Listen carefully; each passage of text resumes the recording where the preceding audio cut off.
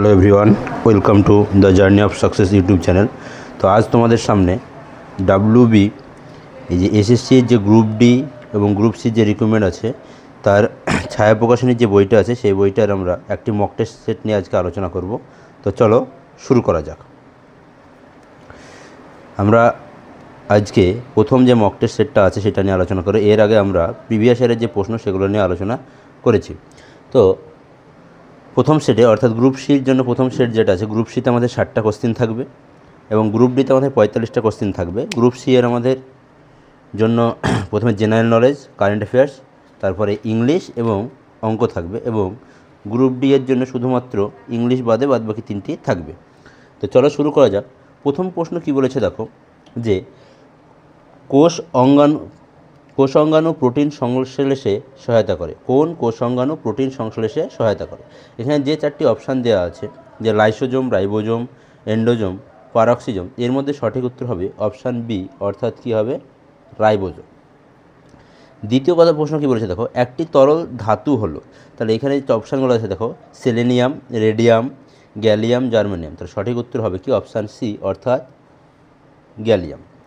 এরপরে photochromatic lens কোন যৌগটি ব্যবহৃত হয়? তাহলে ফটোক্রোমেটিক লেন্সে আমাদের ব্যবহৃত হয় যে যৌগটি, সেটি হলো কি, যে সিলভার ক্লোরাইড ব্যবহার করা হয়। কী ব্যবহার করা হয়?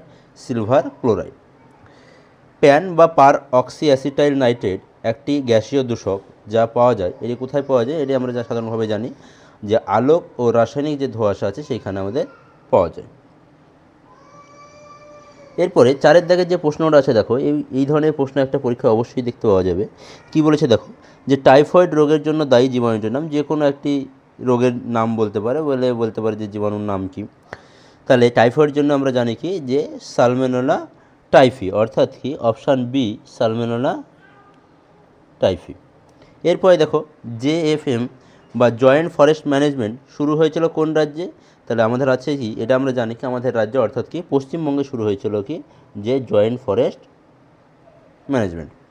এরপরে দেখো, নিদ্রায় সহায়তাকারী হরমোনটি হলো, অর্থাৎ আমাদের রাত্রিবেলায় যে ঘুমানোর সময় যে হরমোনটি ক্ষয়িত হয় তার নাম কি?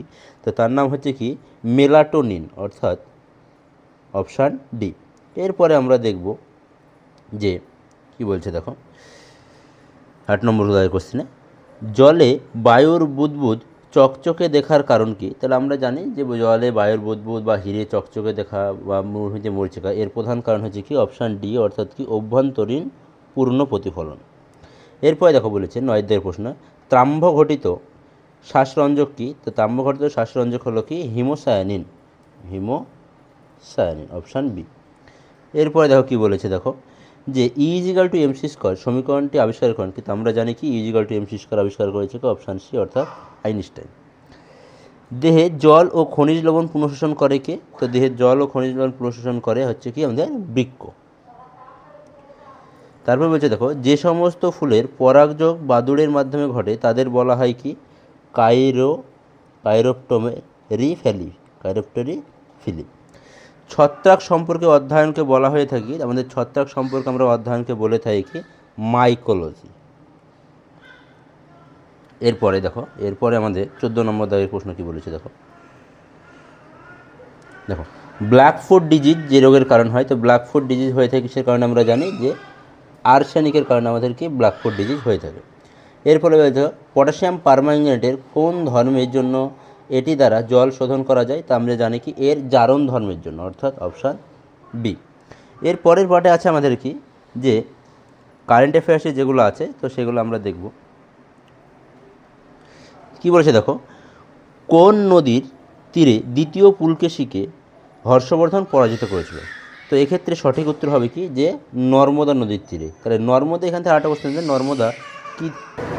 তাহলে কি বললাম, নর্মদা একটি পশ্চিম বাহিনী নদী। এখানে নর্মদা, তাপ্তি ও মাহি হয় পশ্চিম বাহিনী নদী, মহানদী পশ্চিম বাহিনী নদী না। গোদাবরী আমরা কি জানি, এটা একটি দক্ষিণ ভারতের একটি গুরুত্বপূর্ণ নদী বা দক্ষিণের গঙ্গাকে বলা হয়ে থাকে। তারপর প্রশ্ন বলেছে দেখো, ভারতের প্রথম ইউরেনিয়াম খনি কোনটি? তা ভারতের প্রথম ইউরেনিয়াম খনি হচ্ছে কি জাদুগোড়া। কোনটি? জাদুগোড়া। এরপরে কি বলেছে দেখো, 2025 ফেব্রুয়ারি মাস পর্যন্ত পাওয়া তথ্য অনুযায়ী কোন রাজ্য সবচেয়ে বেশি সংখ্যক রেল স্টেশনে সৌরশক্তি ব্যবহার করেছে? তো এটা করেছে কে? রাজস্থান। 1900 বলেছে কিন্তু IRDAI নিম্নলিখিত কোন ক্ষেত্রকে নিয়ন্ত্রণ করে? IRDAI এটা হচ্ছে কি বীমা সংস্থা, এটা একটি কি বীমা সংস্থা। এরপরে 20 দাগে বলছে দেখো 1969 সালে আসাম পুনর্গঠন আইনের মাধ্যমে কোন রাজ্যটি গঠিত হয়? তো আসাম পুনর্গঠনের মাধ্যমে আমরা জানি কি মেঘালয় রাজ্যটি গঠিত হয়। এরপরে 21 দাগে বলেছে দেখো তত্ত্বাবধান সভার প্রতিষ্ঠাতাকে করে, এটি তত্ত্বাবধান ক্ষমতা প্রতিষ্ঠা করে কে? দেবেন্দ্রনাথ ঠাকুর। 22 নম্বর প্রশ্ন কি বলেছে দেখো, দেখো 22-এ কি বলেছে, 22-এ বলেছে কি যে রানী রূপমতী প্যাভিলিয়ন কোন রাজ্যে দেখা যায়? তো রানী রূপমতী প্যাভিলিয়ন দেখা যায় এটি কি মধ্যপ্রদেশে দেখা যায়, এটি কি মধ্যপ্রদেশে দেখা যায়। নিম্নলিখিত কোন নদীটি বদ্বীপ গঠিত হয়নি? তো আমরা জানি কি যে নর্মদা নদীতে কোনো বদ্বীপ গঠিত হয়নি। তারপর প্রশ্ন কি বলছে দেখো, a captain's diary my first year গ্রন্থটি আত্মজীবনীমূলক গ্রন্থ, এটি কার? এটি হচ্ছে কি রিকি পন্টিঙ্গার। ইনি কোথাকার খেলোয়াড়? ইনি একজন অস্ট্রেলিয়ান খেলোয়াড়। তারপরে বলেছে দেখো যে কোন সংবিধান সংশোধনকে ভারতীয় সংবিধানের সংক্ষিপ্ত রূপ বলা হয়? এটা আমরা জানি কি 42তম সংবিধান সংশোধনীকে। এরপর 26 বলেছে দেখো যে 2025 সালে মিস ওয়ার্ল্ড খেতাব কে জিতেছেন? তাহলে 2025 সালে মিস ওয়ার্ল্ড খেতাব জিতেছেন সুচেতা চুয়াংশী। 27-এ বলছে রাধা রেড্ডি ও রাজা রেড্ডি কোন ধ্রুপদী নৃত্যশিল্পের সঙ্গে যুক্ত? তো এরা হচ্ছে কি কুচিপুড়ি নৃত্যশিল্পের সঙ্গে যুক্ত। এরপরে বলছে দেখো ইন্টারন্যাশনাল অলিম্পিক কমিটির সদর দপ্তর কোথায় অবস্থিত? তো এটি সদর দপ্তর কোথায় অবস্থিত? এটি হচ্ছে লুসানে অবস্থিত। কোথায় অবস্থিত? লুসানে অবস্থিত।